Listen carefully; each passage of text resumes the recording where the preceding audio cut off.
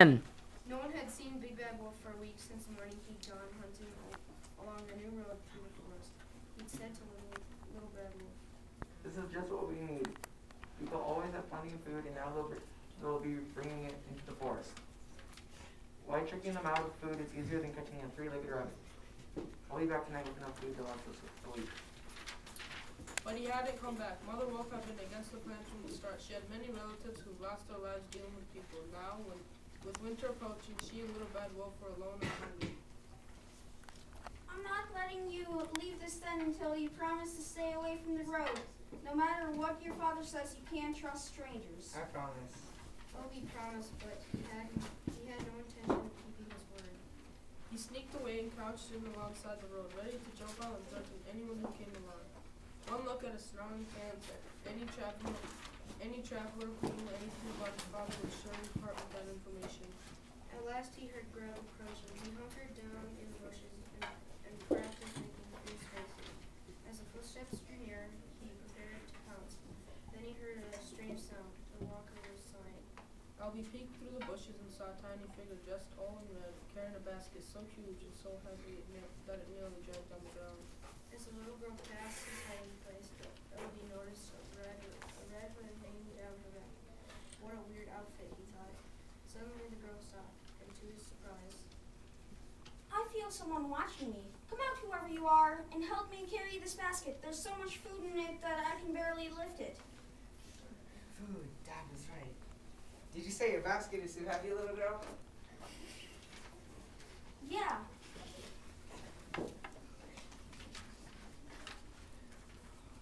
Freeze, Buster. Oh, please, little girl, don't squirt me with cheese spread. I'll have to spend all morning licking it off my fur. Well, it was either that or bop you over the head with a pepperoni. I'm too young to carry weapons.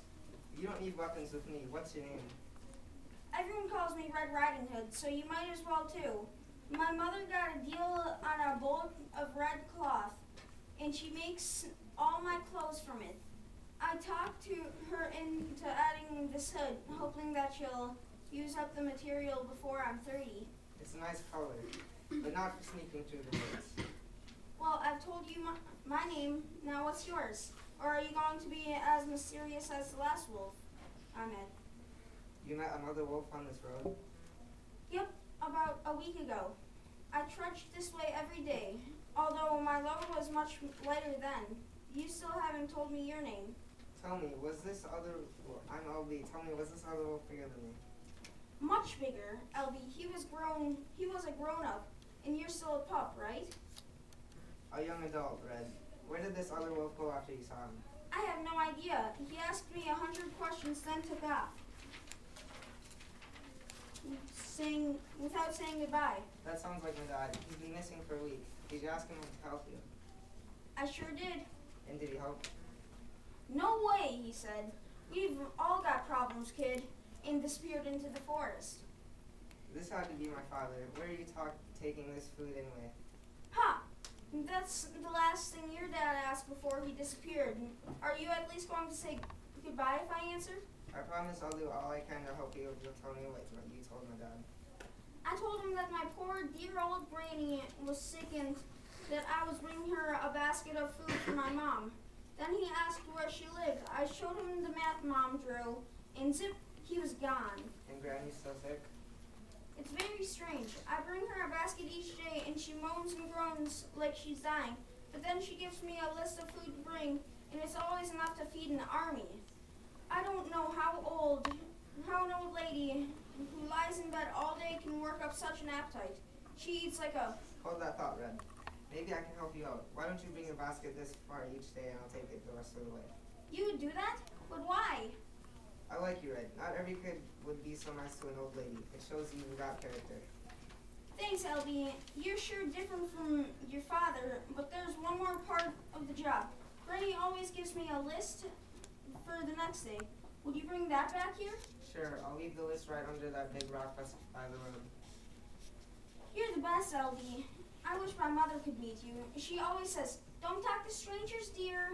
Stay away from strangers, dear. My mom's the same way. I had to promise to stay away from the road before I could even leave down this morning. Old people. Just because their generation can't be trusted, they want us to be suspicious about everyone. How can I repay you for helping me? When Granny gets better, maybe you could bring a snack now and then for my poor mother and me. She's getting a little old to run down rabbits, and I haven't quite gotten the hang of this hunting business yet. Dad was giving me lessons when I was young. Poor Elby. I've never had a father, so I know how you feel. It's a deal. Let's shake on it. Just one more thing, Red. Are there other houses on Granny Street? Sure, why? Well, some folks act funny when they see a wolf in the neighborhood. How about lending me that red cloak so I can disguise myself when I leave the forest? It's yours, Elby. I've got a closet full of them.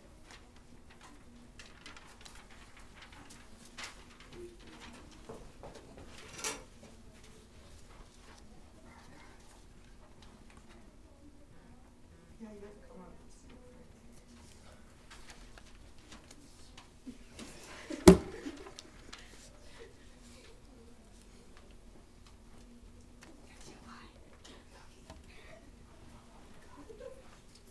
Is that you, Red Riding Hood?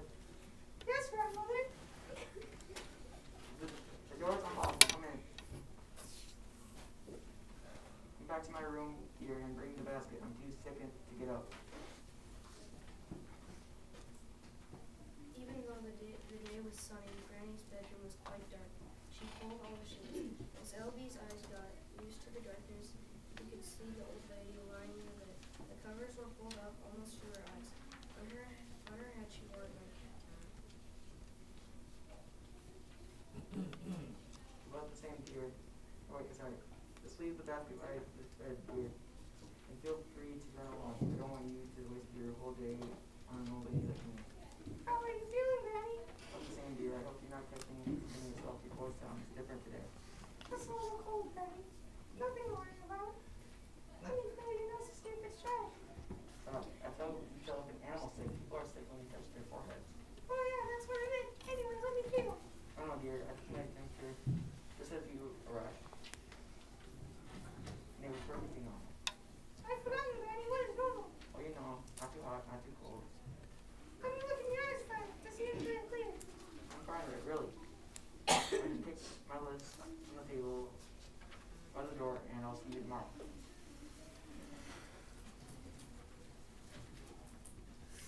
Hi, Pop. Why, you little rascal? What did you do with Red? Sent her home. I'm her new delivery boy. Where's Granny? Did you? No, those old people are all skin and bone. Not worth eating. She was gone when I got here.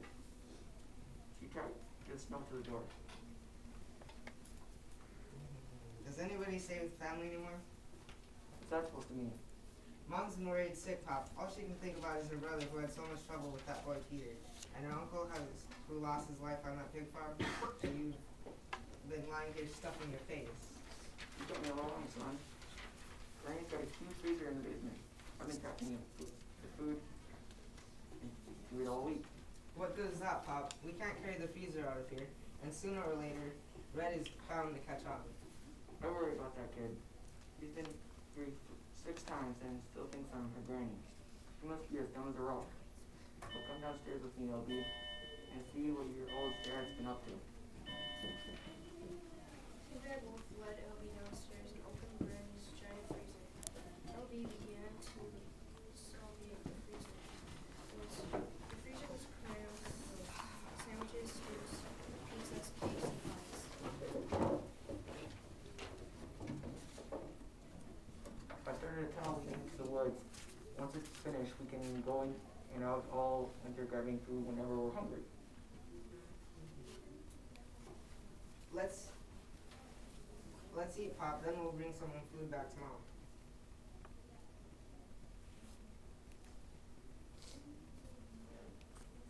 Oh, okay.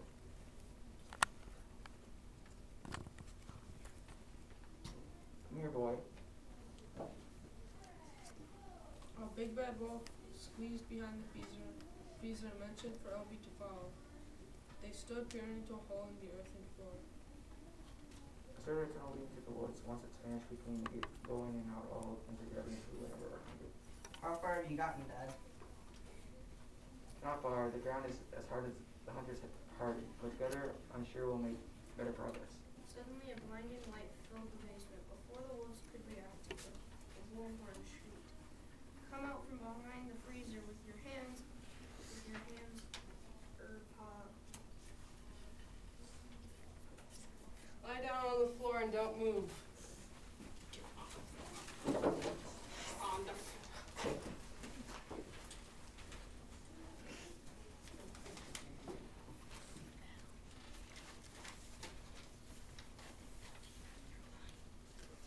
Hi, Red. I found you missing food. My pop and I are hiding down here to catch crooks who are bothering Granny. Save your breath, furball, and read this. Dear Red, the weather here is fine. Wish you were what? Wish what? Who wrote this? Wish you were beautiful. Just kidding. I miss you, but this Florida sunshine is doing the trick. Your old granny feels like a kid again. Not all my friends are so lucky, Red. I'm worried about my next door neighbors. They're stuck at home all winter, so I need a big favor. Could you and your mom bring them a daily basket? It would put my mind at ease. Wait till you see the great bathing suit I'm bringing you back for you. It's bright red, your favorite color. Love, Granny. Albie starts to speak, but a harsh voice interrupted. Anything you say can and will be used against you in court of law. Well, miss, we got the big one on a 1043, impersonating a spectrum.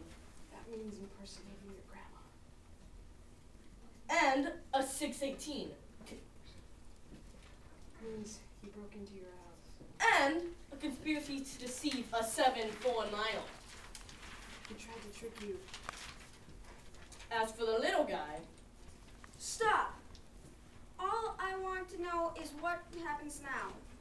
Well, it's reform school for the small one and prison for the big one. Wolves are pretty crafty, but they can't get out of this. And what happens to all the food in Granny's freezer? it's impounded as evidence. That means That means it goes to waste. And the old couple next door goes hungry unless my mother spends the whole winter cooking and I spend it dragging baskets through the woods. I've got a better idea. The law is the law. What if they admit they're guilty? Could they get off with community service? No way. I caught the Red Paw. They're going to jail. what's your idea, Red? Why can't they pay their debt to society by distributing all this food to people? These two can make sure no one in the neighborhood goes hungry. Oh great, we'll be earned boys. Your choice, lady. But if these two miss one delivery, they're mine. Don't worry, officer. Give the neighbors my phone number. One complaint and you can have these crooks. Then we'll also have them on a 325 failure to satisfy a verbal agreement. I like it.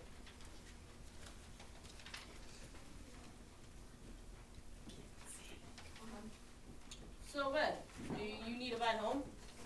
Thanks, officer, but I'm in no hurry. My mother is going to find me guilty of a 1 to 2,000. Gee, I don't even know that one. She told me once, she told me twice, she told me 1,000 times not to talk to strangers. But,